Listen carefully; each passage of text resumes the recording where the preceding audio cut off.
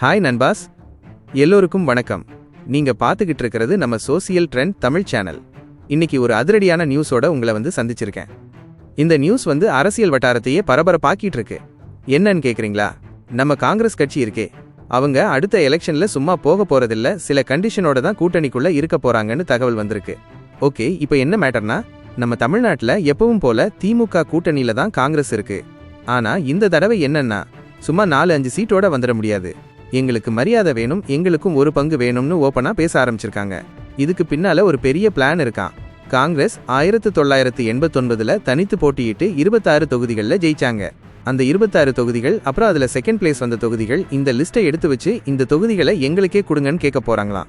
இதுக்கு மேல ஒரு அதிரடியான விஷயம் என்னன்னா, டிவிகே கூட்டணியில காங்கிரஸ் 70 தொகுதிகளும் துணை முதல்வர் பதவியும் கேட்டிருக்காங்கன்னு ஒரு தகவல் பறந்துகிட்டு இருக்கு. டிவிகேனா என்னன்னு கேட்டா, அநேகமா அது திமுகவா தான் இருக்க வாய்ப்பு இருக்கு. ஏன்னா அவங்க தான் இப்போதைக்கு மெயின் கூட்டணி. அதாவது காங்கிரஸ் சும்மா தொகுதி பங்கீட்டில் மட்டும் இல்ல, ஆட்சி அதிகாரத்திலும் ஒரு பங்கு வேணும்னு கேட்குறாங்க. நம்ம காங்கிரஸ் தலைவர்கள் சிலர் அண்மை காலமா பேட்டி கொடுக்கும்போது ஆட்சியில பங்கு வேண்டும், காங்கிரஸுக்கு முக்கியத்துவம் கொடுக்கணும்னு பேசிட்டு இருந்தாங்கல்ல. அதுக்கு பின்னால இந்த மேட்டர் தான் ஓடிட்டு இருக்கு. இந்த கோரிக்கை திமுகவுக்கு ஒரு பெரிய தலைவலியா இருக்கும்னு நினைக்கிறேன். ஏன்னா அவங்களே கூட்டணிக்குள்ள இருக்கிற மற்ற கட்சிகளை சமாளிக்கணும். அதுல இப்போ காங்கிரஸ் 70 சீட்டு டெபியூட்டி சிஎம் போஸ்ட்னு கேட்டா எப்படி இருக்கும்னு யோசிச்சு பாருங்க. காங்கிரஸ் ஏன் இவ்வளவு தைரியமா பேசுதுன்னா, அவங்களுக்கு ஒரு லாஜிக் இருக்கு.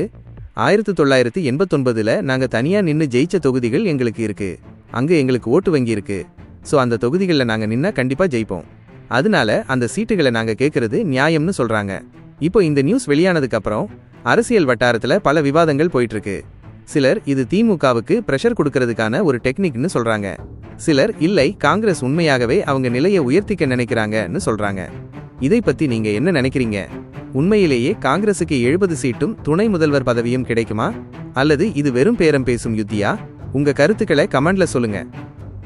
இந்த மாதிரி சூடான அரசியல் அப்டேட்களுக்கு நம்ம சேனலை சப்ஸ்கிரைப் பண்ணுங்க. பக்கத்துல இருக்க பெல் ஐகானையும் கிளிக் பண்ணுங்க. அப்பதான் நான் போடுற எல்லா வீடியோவும் உங்களுக்கு நோட்டிபிகேஷனா வரும். சரி நண்பாஸ், அடுத்த வீடியோல வேற ஒரு சூப்பர் அப்டேட்டோட உங்களை சந்திக்கிறேன். நன்றி, வணக்கம்.